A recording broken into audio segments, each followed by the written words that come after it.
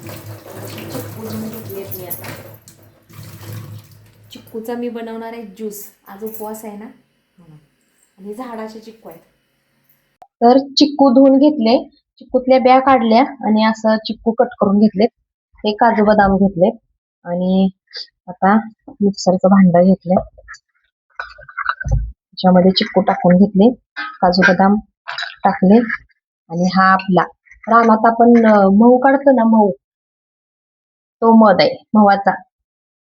1 चमचाभर मध टाक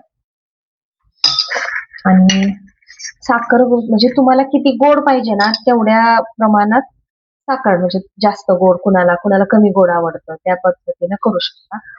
मग आता मी एक एवढं टाकलंय, 1 चमचा. आणि दूध फुलपत्रभर. फुलपत्राला जरा कमीच आहे. तर आता आपण मिक्सरला फिरवून घेऊया.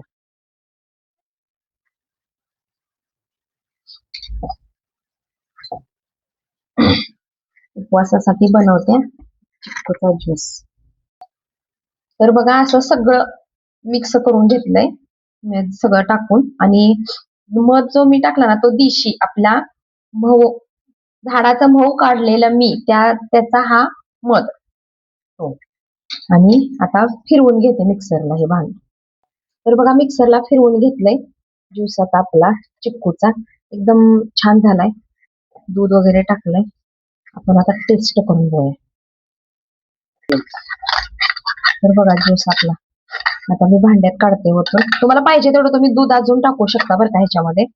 मी 1 फुलपात्रभरच टाकलं होतं. तर बघा मी ह्याच्यामध्ये अजून जरा दूध टाकलं, आता जास्तच घट्ट होता. आणि आता फुलपत्रात काढून घेते.